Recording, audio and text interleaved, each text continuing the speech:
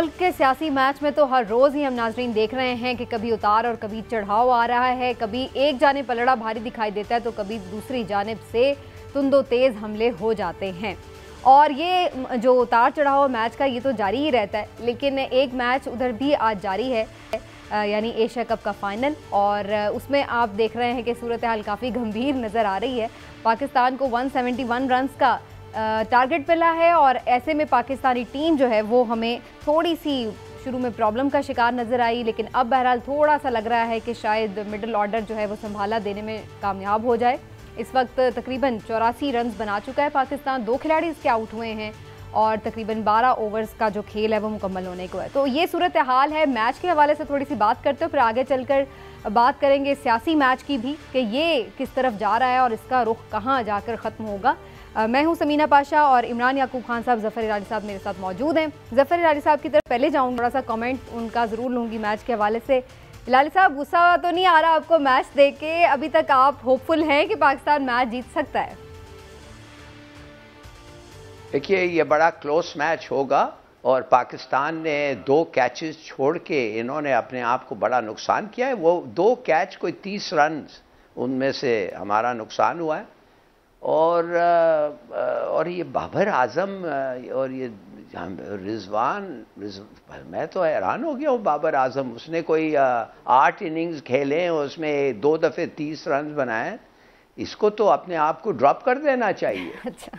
और हमारी fielding terrible, Afghanistan हमारे से बेहतर फील्ड कर रहे थे। और मैं आपको बता रहा हूँ, ये टीम जो अपने आप को इतनी अच्छी समझती है, I don't think it's all that good. इनकी बड़ा डिसिप्लिन, इनका फील्डिंग, कैचिंग, कॉलिंग। जब आप 2 आदमी एक गेंद के लिए भाग रहे हैं, एक कॉल करते हैं, माइन कहते हैं, कुछ ऐसा होता है।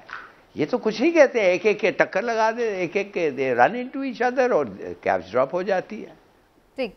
बल्कि वो चौका, वो छक्का भी नहीं होता अगर उनका हाथ नहीं लगता, वो चौका ही तो होता। चले, मैं आई एम सॉरी, मैं इम्प्रेस नहीं हूँ इस ठीक है। से। अच्छा, लेकिन ओवरऑल पाकिस्तान की वैसे परफॉर्मेंस तो अच्छी जाती रही है लाली साहब, और बाबर आजम तो बड़े स्टार हमारे हैं और बड़े ज़बरदस्त उनकी परफॉर्मेंस है।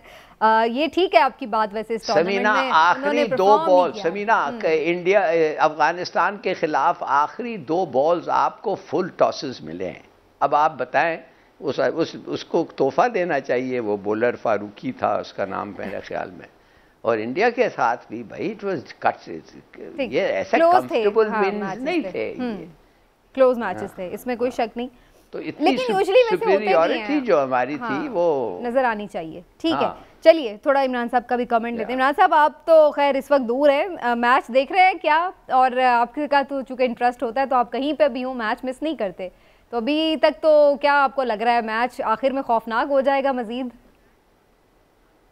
बिस्मिल्लाहिर्रहमानिर्रहीम। सलीना, देखें, मुझे ज़ाती तौर पर लगता है कि मैच जो है पाकिस्तान जीत जाएगा। देखें, फाइनल का एक अपना प्रेशर भी होता है और वैसे तो क्रिकेट में ये कहा जाता है कैचेस विन्स द मैचेस, लेकिन यहाँ पे आप सूरत ये देखिए कि 171 कोई ऐसा स्कोर नहीं है जो खो ना सके। और वैसे भी 82 के बाद अगर 90 के करीब रन बचते हैं तो पाकिस्तान इंशाल्लाह कर लेगा। ये जरूर है कि बाबर आजम इस एशिया कप में उस तरह से चल नहीं सके, लेकिन उसका मतलब ये नहीं है कि वो, जैसे लाली साहब कह रहे थे, कि उनको बाहर ही बैठ जाना चाहिए।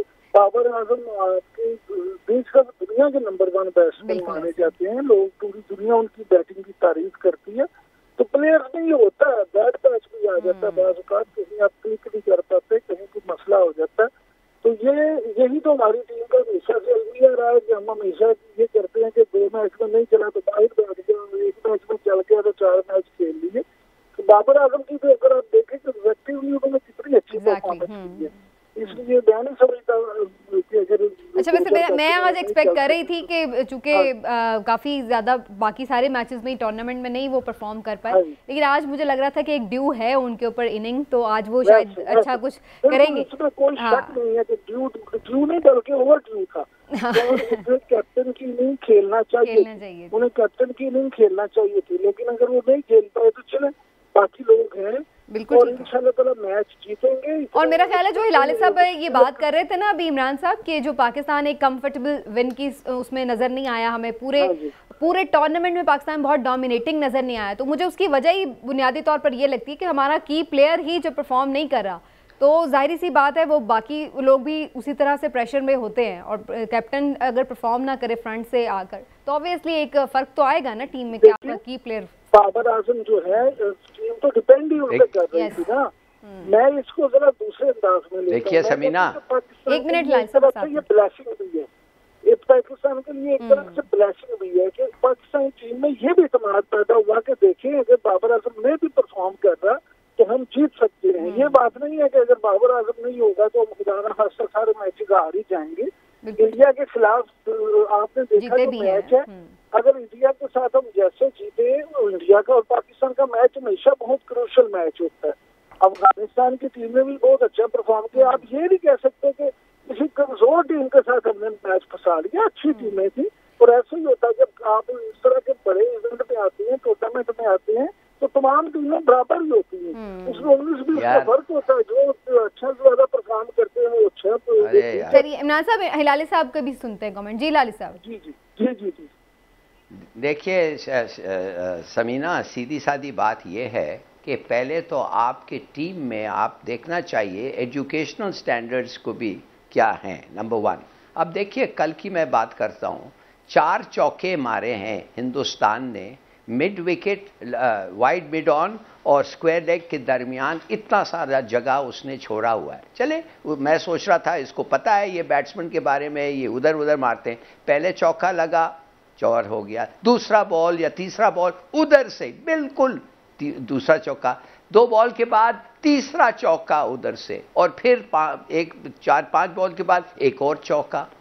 माने ये आदमी ने 4 चौके लगातार लगे हैं और इसने फील्ड प्लेसिंग को कुछ नहीं किया। दैट शोज के कैप्टनसी पे भी आपको वो कुछ अच्छा आपको कैप्टनसी पे भी है एतराज के होना चाहिए। हर लिहाज से the man has failed during this whole series. ना रन बनाया, ना कैप्टनसी दिखाया, ना फील्डिंग किया, और एक कैच भी इसका गलत, कैच भी खत्म हो गया। ऐसे ना नहीं तो आप इसलिए कि एक कप्तान है उसका मतलब तो ये नहीं होता है। और अगर आज सबसे बेहतरीन प्लेयर है, जब प्लेयर्स ऑफ फॉर्म होते हैं तो वो दूसरे टीमों में ड्रॉप हो जाते हैं। ऐसी कोई बात नहीं है कि आपने ठेका ले लिया, होना चाहिए ताकि इम्प्रूव किया जा सके गेम को। इसका मतलब ये नहीं है कि क्रिटिसाइज ही नहीं हो सकता, गलतियों की निशानदेही तो होनी चाहिए, लेकिन अब इतनी ना आप सख्ती करें कि अब कैप्टन को ही उठा के आप बाहर फेंक दें। इमरान साहब, हिलाली साहब तो बहुत ज्यादा जज्बाती हो गए।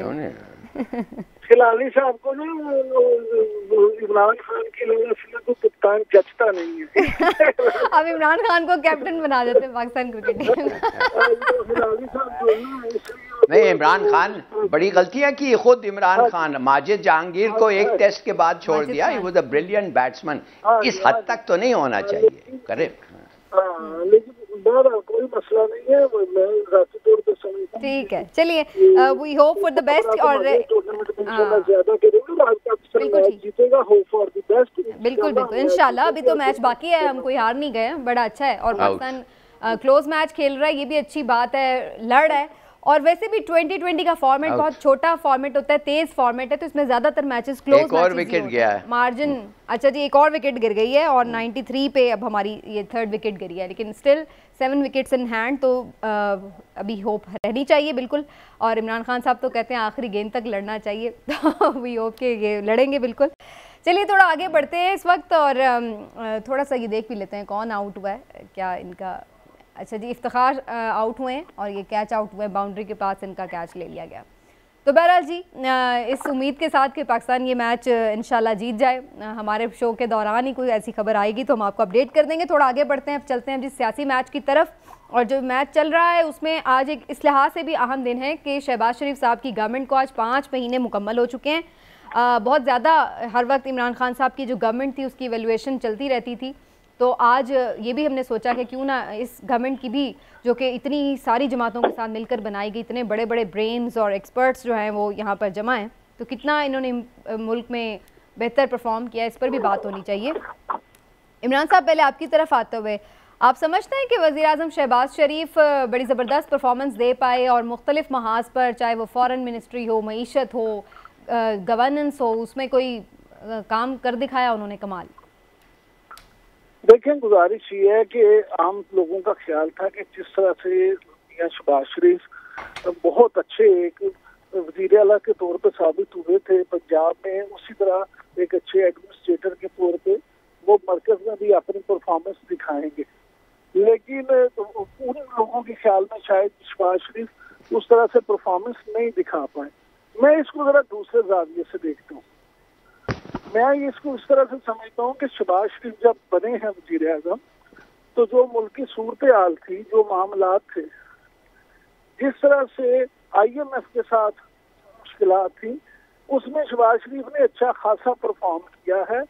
IMF को राजी करना, इस तहरीक इंसाफ की हुकूमत ने जिस तरह से उनको नाराज किया हुआ था वो मामला, फिर सियासी मार्ज पे, तो मैं ये समझता हूँ कि शहबाज शरीफ की परफॉर्मेंस जो है अच्छी रही है, इतनी बुरी नहीं रही कि उनको ये कहा जाए कि 5 महीने में बिल्कुल ही इनका मामला खराब हो गया। तो मुझे नहीं लगता जाती तौर पे कि उस पर कोई इस तरह का हो। लेकिन वैसे मैंने वाहिद आपके मुंह से ये बात सुनी है इमरान साहब, लेकिन मैं जरा इलाली साहब की तरफ जरूर जाऊंगी। इलाली साहब, जो लोग कंपैरिजन कर रहे हैं कमोडिटीज़ का, बेसिक नेसेसिटीज़ का, जो 55 रुपए किलो आटा आज 100 रुपए से ऊपर चला गया और कहीं मिल रहा है कहीं नहीं, और इसी तरह से ही हम कंपैरिजन करते थे ना इमरान खान साहब के दौर में, तो महंगाई तो पहले से डबल हो गई 5 महीने में और 27% से इस वक्त ऊपर जा रही है अगर हम इन जनरल एवरेज महंगाई की बात करें। तो फिर इस सूरत में और फिर बाकी भी चीज़ों में किस चीज़ में हम कहेंगे जी 5 महीनों में ये चीज़ हमारी इम्प्रूव कर गई है, लिहाजा इन्होंने कुछ बेहतर परफॉर्म किया? मैं आपको बताता हूँ किस चीज़ में बड़ी ज़बरदस्त इम्प्रूवमेंट आई है।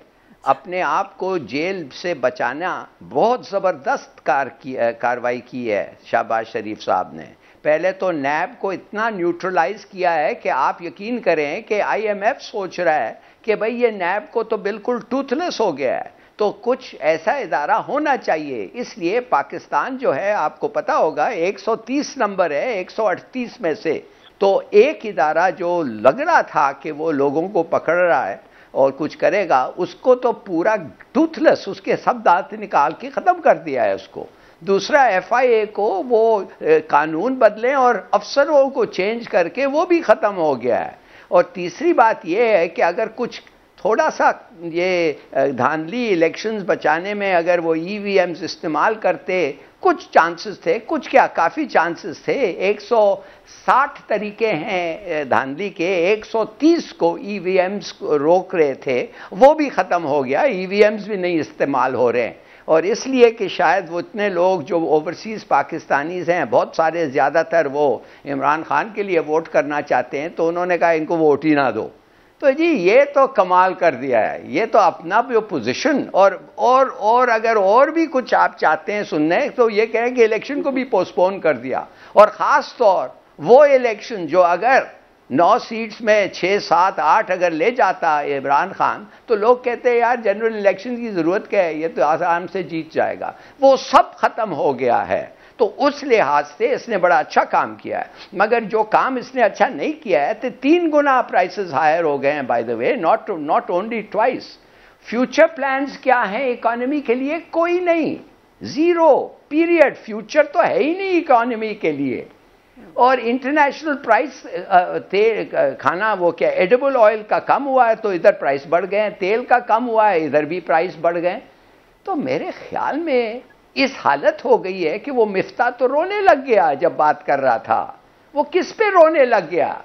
वो अपने परफॉर्मेंस पे रो रहा था, किस बात पे कल रोने लग गया?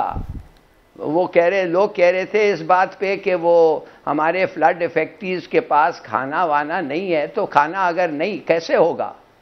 क्या मिफ्ता साहब को पता था कि 2500 बच्चे रोज पैदा हो रहे हैं पाकिस्तान में, उस इलाकों में जिधर फ्लड्स आए हुए हैं, और आसमान के नीचे दे आर गिविंग बर्थ, उनकी माँ, no doctor, no medicine, no food. हाँ, इस बात पे रोना चाहिए था उनको। और ये क्या कर रहे हैं? ये सब चीज़ों को उधर पहुंचाने के लिए क्या प्राइसेस कम कर दिए हैं कि इन बेचारों के पास जो पैसे नहीं है वो खरीद के वो पहुंचा सके वो खाना उधर? नो, आईएमएफ के वो आईएमएफ को देख रहे हैं, वो आईएमएफ कह रही है पैसे कम नहीं करोगे, तुम करोगे तो ये हो जाएगा, वो तो ये नहीं करता है। और ये हालत है हमारे मुल्क को। कौन डिफॉल्ट से डरता है? आप समझते हैं ऐसे मौके पे हमें डिफॉल्ट से डरना चाहिए? आप समझते हैं जान बचाने के लिए, हजारों के जान बचाने के लिए डिफॉल्ट? मैं तो कहता हूं स्पेशल टैक्स लगाओ। और मैंने कितने दफे इस टेलीविजन में कहा है, मैंने कहा जिसके पास 500 गज का घर है 5 लाख का टैक्स लगाओ, उस पे 1000 का है 10 लाख लगाओ, और उससे ज्यादा 20-20 लाख लगाओ। Get the money. लोग मर रहे हैं। बिल्कुल सही। तो आपको नहीं लगता कि किसी वैसे ये बात बड़ा वैलिड पॉइंट है इमरान साहब कि अगर इतनी अच्छी परफॉर्मेंस होती इस हुकूमत की तो इनके अपने वुज़रा रो रहे होते आके टीवी पर बैठ के, इलेक्शन मुलतवी करने पड़े होते हैं। गुजारिश ये है कि ये कौन कह रहा है कि बहुत अच्छी परफॉर्मेंस है? मैं तो ये कह रहा हूँ कि जिन हालात में इन्हें हुकूमत मिली है, जो मामलात हैं, ये बड़ा आसान होता है ये कह देना कि डिफॉल्ट से कौन डरता है, कौन डरता है। अगर श्रीलंका की तरह खुदा ना खास्ता आप भी डिफॉल्ट कर जाते तो आपको पता चलता कि वो क्या भाव बिकती है। ये बातें करना बड़ा आसान होता है। डिफॉल्ट से अभी तो जो लोग 4 करोड़ की आबादी मुतासिर हो रही है, डिफॉल्ट होती तो 23 करोड़ की आबादी मुतासिर हो जाती। ये चीजें कहना बड़ा आसान होता है। देखें, शहबाज शरीफ की एक चीज को समझे, उन्होंने बड़े मुश्किल फैसले किए। उन्होंने जो वो कहते हैं कि सियासत बचाने से ज्यादा उन्होंने रियासत बचाने के लिए कोशिश की है। तो मैं समझता हूँ कि उनके इन मुश्किल फैसलों की वजह से, अगर उन्होंने ये मुश्किल फैसले ना किए होते तो शायद उनके साथ साथ हमजा शहबाज आज भी वज़ीर आला पंजाब होते। उनको अगर वजारत आला के होते से हाथ धोना पड़े तो उसमें बुनियादी वजह ये भी थी कि महंगाई, जो पेट्रोल की कीमतें बढ़ी, जो बिजली की कीमतें बढ़ी, और उनकी वजह से ज़िमनी इलेक्शन जो पंजाब में हुए, लोगों ने मुस्लिम लीग को उनको वोट नहीं दिया। अल्टीमेटली लोग तो इसी बात से परफॉर्मेंस जांचते हैं कि आम आदमी को कितना रिलीफ मिला, उसके लिए जिंदगी आसान हुई या मुश्किल, उनको क्या सहूलियत मिली। बात कर रहा हूँ ना, तो वो तो जाहिर सी बात है नहीं मिल सकी ना। तो फिर तो ऐसी हुकूमत को लोग तो फेल्ड हुकूमत ही कहेंगे कि जिसकी वजह से आम आदमी का जीना और मुश्किल हो गया। तो फिर वो उसको हम कैसे कह सकते हैं कि उसने अच्छा परफॉर्म किया? तो गुजारिश ये है कि चीजें देखिए, वो सर मंडाते ही ओले पड़ने वाली बात है कि पहले सर भी तो खुद ही मंडवाया था उन्होंने, इसने कौन सा जबरदस्ती बनाया? खिलाफ आ गया, ये सारी चीजें आ गई। बिल्कुल आप ठीक कह रही हैं कि जिस वक्त जो हालात थे उस वक्त इमरान खान साहब की मकबूलियत जिस तरह से कम हो रही थी, लोग जिस तरह से उनके पे तनकीद कर रहे थे, अगर अब पीडीएम कुछ अर्सा मजीद सब्र कर ली थी तो मैं समझता हूँ कि शायद आज सूरत मुख्तलिफ होती। लेकिन फिर सियासत में हर चीज का, हर फैसले की आपको कीमत भी चुकाना पड़ती है। आप वो चुका रहे हैं, ठीक है। हिलाली साहब, आप कुछ ऐड करना चाह रहे हैं? जी सर।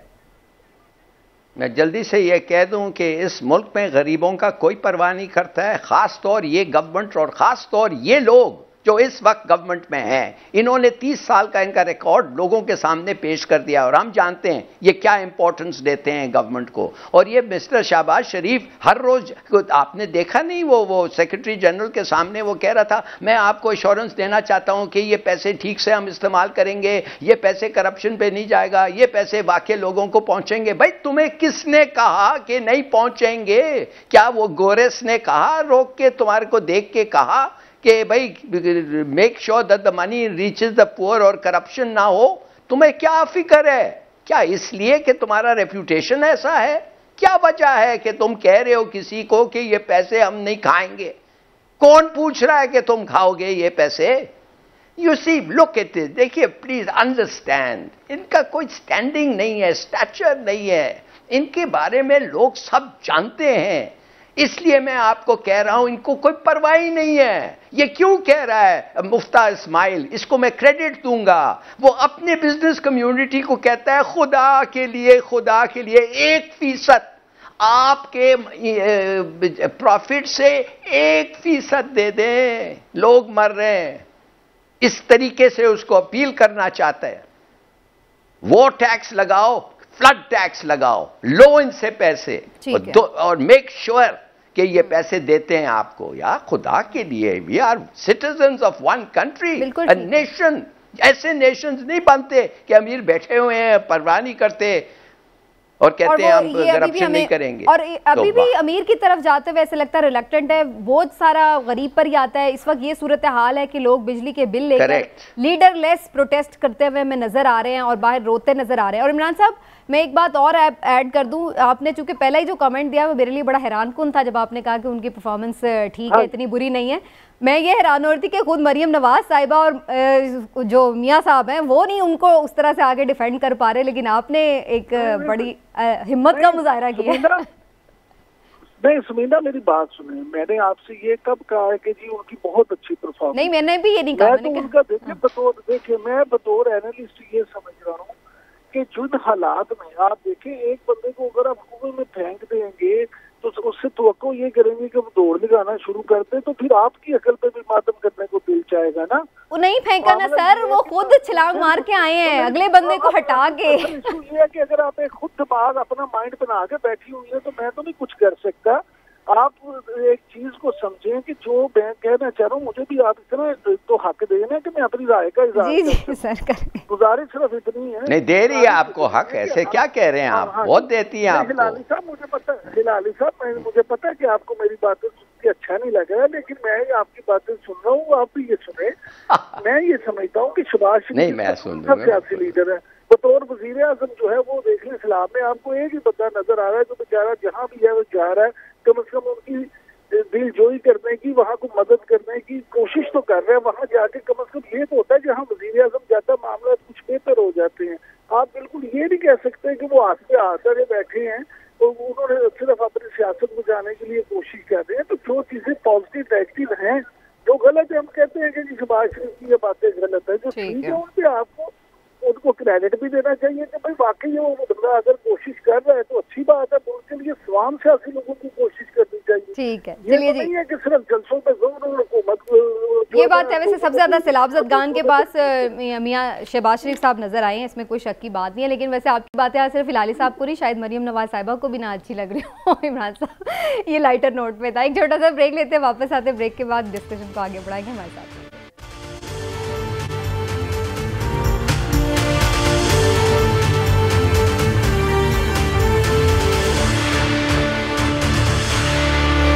पीटीआई तो इस्टेब्लिशमेंट से ये बार बार कह रही है जलसों में भी और प्रेस कॉन्फ्रेंसेस में भी कि भाई आप इलेक्शन करवा सकते हैं, आप इलेक्शंस की तरफ मुल्क को लेकर चलें और ताकि मुल्क में स्टेबिलिटी आए, जो भी उनका एक पॉइंट ऑफ व्यू है।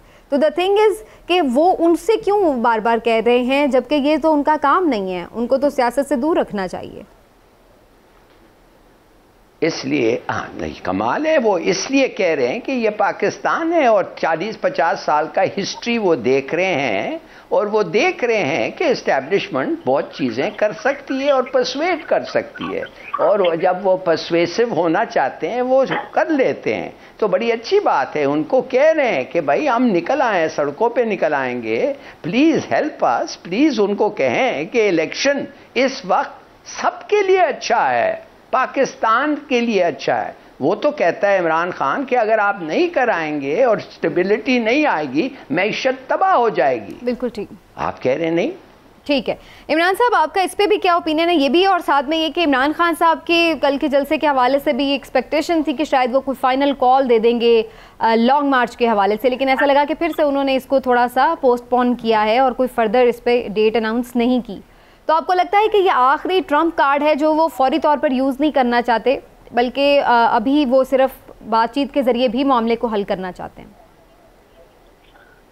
सुविधा अगर आप देखें, आज शुरू में प्रोग्राम के शुरू में जो आपने फवाद चौधरी साहब का शॉट भी चलवाया था कि एक तरफ तो पीटीआई ये मुतालबा करती है कि ये बंद कमरों में फैसले नहीं होने चाहिए, आवाम को करना चाहिए, दूसरी तरफ वो एस्टेब्लिशमेंट से कह रही है आप इलेक्शन करवा दें। भाई एस्टेब्लिशमेंट का क्या मामला है? आप एक यानी आपके अपने बयानिया में भी तजाद है। तो ये सारी चीजें जो है ना, इमरान खान साहब जो कहते हैं इलेक्शन होना चाहिए, बिल्कुल होना चाहिए। तो आप इलेक्शन, आप जमहूरियत के दाई हैं, आप तो जमहूरियत चाहते हैं, तो फिर जमहूरियत में ये भी है कि अगर टाइम है तो आप 2 साल 1.25 साल बर्दाश्त कर लें।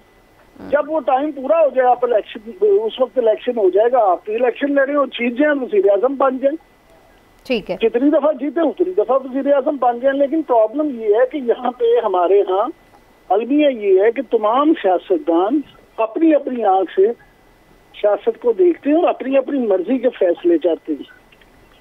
लेकिन इमरान साहब फिर ये सबर उन्होंने भी तो नहीं किया था ना, जो ऑपोजिशन थी उन्होंने भी तो नहीं ये सबर किया था, वो भी बीच में ही कूद पड़े। अभी टर्म चल रही थी इमरान खान साहब की, तो पूरे होने देते 5 साल। बिल्कुल होने देते, ये बात ठीक है। मैं तो ये कह रहा हूँ, मैंने तो इमरान खान साहब का या उनका नहीं कहा, मैं तो कहा सारे सियासतदान जो है वो अपने अपने, मैं हमेशा ये कहता हूँ कि इक्तदार जो है ना, इक्तदार की लस्ट है इन तमाम सियासतदानों को। वो चाहते हैं कि दूसरा इक्तदार में ना रहे, दूसरा अपोजिशन में ले, बल्कि उनके पास में हो तो दूसरा दुनिया में ही ना रहे, और वो इक्तदार सिर्फ उन्हीं के पास रहे। पहले पीडीएम जो थी हुकूमत इमरान खान साहब की, तो पीडीएम के पेट में मरोड़ उठते थे। अब पीडीएम की हुकूमत है तो खान साहब के पेट में मरोड़ उठते हैं। यानी ये दूसरे को किसी को हुकूमत में देखना नहीं चाहते, बिल्कुल हुकूमत अपनी रखना चाहती है। हिलाली साहब, ये लॉन्ग मार्च वाली बात पर आपका भी कमेंट चाहूंगी। जी सर। इमरान खान अपील कर रहा है उनको, कह रहा है कि अगर आप इलेक्शंस इस वक्त नहीं करेंगे और अगर आप ठहर के करेंगे इसलिए कि ये हार जाएंगे तो इकोनॉमी की ये हालत हो जाएगा कि ये तबाह हो जाएगा, इट विल बिकम वर्स। इसलिए स्टेबिलिटी जब तक नहीं आएगी इन्वेस्टमेंट नहीं आएगा। अब आपको मैं क्या बताऊं, आपको इन्वेस्टमेंट इधर नहीं आ रहा है, पाकिस्तानी खुद इन्वेस्ट करने के लिए तैयार नहीं है, फंड्स देने के लिए, फ्लड के लिए तैयार नहीं है। कह रहे हैं किसको दें, हम मानते नहीं है इनको दे सकते हैं, माने वो कह रहे हैं कि फेडरल गवर्नमेंट को हम नहीं दे सकते इसलिए हम उन पर एतबार नहीं करते। ये हालत है आपका, और आप फिर कह रहे हैं कि क्यों। लेकिन अब बात ये है, फैक्ट ऑफ द मैटर तो ये भी है फिर हिलाली साहब कि इस वक्त ना तो हुकूमत और ना ही कोई इदारा इस चीज़ में कोई इंटरेस्टेड दिखाई दे रहे हैं कि फौरी इलेक्शन की तरफ जाया जाए। तो इमरान खान साहब जब ये बात करते हैं कि हम ज़बरदस्ती इलेक्शन ले लेंगे, तो फिर इससे उनकी क्या मुराद है? क्या लॉन्ग मार्च, अब ऐसा लग रहा है कि एक लॉन्ग मार्च की और ज़रूरत पेश आएगी, और अब की बार जो लॉन्ग मार्च होगा उसमें पंजाब में उनके ऊपर उस तरह से पावर यूज़ भी नहीं होगी, तो वो लॉन्ग मार्च पहले लॉन्ग मार्च से एक डिफरेंट लॉन्ग मार्च साबित हो सकता है। लॉन्ग मार्च ये कुछ नहीं कर रहा है, वो आज तक नहीं कहा है कि मैं कोई ऐसी चीज लूंगा जो मैं कानून तोड़ूंगा। नहीं तोड़ेगा, उसके पास है क्या कानून तोड़ने के लिए? भाई पत्थर है ना, उसके अलावा कुछ नहीं है, वो नहीं करेगा। आज तक उसका रैली ये नहीं हुआ है, क्यों करेगा? नहीं, मैं ये तो कह रही हूँ होगा, लॉन्ग मार्च तो पूरा नहीं करेंगे वो, जब भी करेंगे। मैं वैसे कह रही हूँ कि वो करेंगे एक सेकंड लॉन्ग मार्च, जिसका वो बहुत अरसे से पोस्टपोन तो कर रहे हैं, लेकिन हाँ करेंगे, बिल्कुल बिल्कुल। डू यू थिंक कि वो करेंगे? दुनिया को बचाने के लिए करेंगे, वो कहेंगे बताने के लिए दुनिया को कि हमारे बगैर ये मुल्क चल नहीं सकता, मुल्क लोग हमारे साथ हैं। बार बार मैंने इलेक्शंस में, बाई इलेक्शंस में बता दिया है, मेरे जलसों में मैंने बता दिया है। अब मैं क्या करूं? I am bringing the country to a stop for a while, कि लोग फिर रिकग्नाइज करें, इन पे और प्रेशर डालें, मगर अगर फिर भी ये नहीं सुनते हैं या उनको अरेस्ट कर लेते हैं। ये ठीक है। इमरान साहब, आपको भी ये लगता है कि एक लॉन्ग मार्च और हो जाएगा और जल्द ही हो सकता है, और आपको लगता है ये पिछले वाले से डिफरेंट सिचुएशन होगी? क्योंकि अब जाहिर है पंजाब हुकूमत इनके पास है, तो एक बड़ा क्राउड अगर निकल आता है, इस्लामाबाद में जाता है एक अपनी कॉल लेकर, एक मुतालबा लेकर, तो उसका एक इम्पैक्ट हो सकता है। देखिए, इसमें तो कोई शक नहीं है कि इमरान खान साहब अगर लॉन्ग मार्च की कॉल देते हैं तो लोग निकलेंगे। फिर अब पंजाब हुकूमत भी इनकी अपनी है, तो पंजाब हुकूमत तो उसको रोकेगी नहीं बल्कि उसको सपोर्ट करेगी। बिल्कुल सही। और पंजाब हुकूमत की तो ये ख्वाहिश होगी कि ज्यादा से ज्यादा लोग उसमें शामिल होंगे, उनको जितना फैसिलिटेट कर सकेंगे करेंगे। लिहाजा अब ये इमरान खान साहब जो है, मेरा ख्याल है कि ये आखिरी अरबे के तौर पर फिर इसके पास लॉन्ग मार्च ही रह जाएगा। अब ये सिर्फ लॉन्ग मार्च करते हैं या वहाँ पे धरना देते हैं, ये अगला सवाल है। अब ये अगर ये कॉल दे देंगे कि हम इस्लामाबाद को बंद कर देंगे, हम वहाँ पे धरना देंगे, हम ये करेंगे, बाकी तो इमरान खान का दुआ है कि उन्होंने कानून उस तरह से नहीं कभी तोड़ा है। तो अब मुझे नहीं लगता कि वो उस तरह से अपनी कोई इस तरह का काम करेंगे, लेकिन अगर वो अदालती किसी मामले में नाअहल हो जाती है तो फिर उनके सपोर्टर क्या पॉलिसी अपनाते हैं या उनको क्या डायरेक्शन देते हैं, वो अलग बात। बिल्कुल ठीक। तो ये भी अभी डिपेंड करता है कि केसेस के क्या फैसले आते हैं, और बैक डोर भी काफी चीजें चल असल तो फैसले आने के बाद ही कोई फाइनल फैसला। अच्छा, सही सही, ये भी इंटरेस्टिंग फैक्ट आपने कहा कि एक फैसला अगर कोई आ जाता है उनके अगेंस्ट तो उसके बाद वो लॉन्ग मार्च की कॉल दे सकते हैं, और अगर ऐसी कोई सिचुएशन बनती है तो फिर लोगों का वहाँ पे बाहर निकलना, रिएक्ट करना, वो ज़्यादा उसका इम्कान हो सकता है। बिल्कुल, ये एक इंटरेस्टिंग पॉइंट है। बहरहाल देखते हैं जी आने वाले दिनों में क्या होता है इस हवाले से। और अभी पाकिस्तान के लिए तो कोई अच्छी खबर नहीं आ रही। 8 विकेटें पाकिस्तान की गिर चुकी हैं इस मैच में। तकरीबन ये मैच अब हाथ से निकलता हुआ ही दिखाई दे रहा है, तकरीबन निकल चुका है। 120 रन सिर्फ पाकिस्तान ने अभी तक बनाए हैं और 8 विकेट गिर गए हैं, तो अब तो मुश्किल ही है कि पाकिस्तान ये मैच जीत सके। बहुत ज़्यादा रन दरकार स्टिल, और बॉल्स भी बहुत कम रह गई हैं और विकेट्स भी अब हाथ में नहीं रहे। तो आखिरी चंद विकेटें तो बिल्कुल पतझड़ के पत्तों की तरह गिर गई हैं। लेकिन बहरहाल अनफॉर्चुनेट है पाकिस्तान के लिए, ये मैच का हम नहीं शायद जीत पाएंगे, लेकिन best of luck to the श्रीलंकन्स।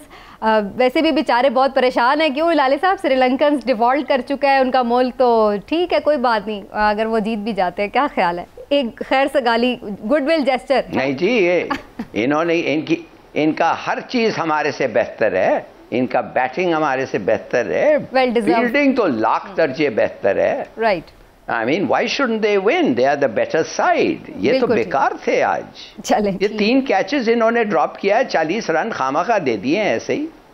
You can't catches win matches. और फिर वो जब स्कोर बड़ा लग जाता है तो फिर उसके बाद बैटिंग में भी फिर गलतियां होने का कभी इम्कान होता है, जो हमें नजर भी आए। बहरहाल coming back to the fourth story जो हम बात करेंगे आज फ्लड के हवाले से भी। फ्लड में सिचुएशन ये कि अमेरिका भी पाकिस्तान की मदद के लिए सामने आ गया है और $20 मिलियन मज़ीद इमदाद का भी ऐलान है। इसके साथ साथ F-16 की मुरम्मत के लिए पाकिस्तान को $45 करोड़ की फ़रोख्त जो है वो उसका कहा जा रहा है F-16 की मुरम्मत के लिए।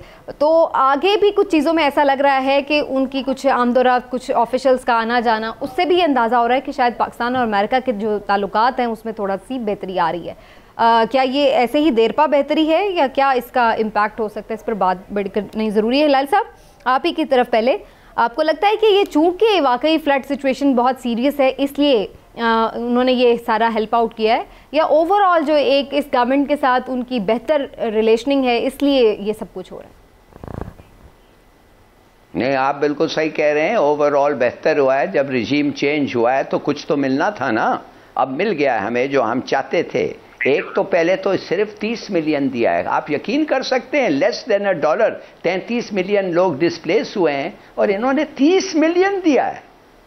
माय गॉड, इनको शर्म आई। फिर 20 मिलियन और दे दिया तो 50 मिलियन दिया है, फिर भी कुछ नहीं है, कुछ नहीं है for the worst flood Pakistan के हिस्ट्री में और दुनिया के भी मेरे ख्याल में ऐसा फ्लड कभी नहीं आया।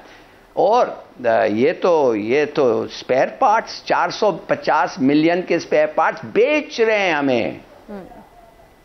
और अगर हम ये ना लें तो आधा हमारा फाइटर एयरक्राफ्ट जो है वो खत्म हो जाएगा।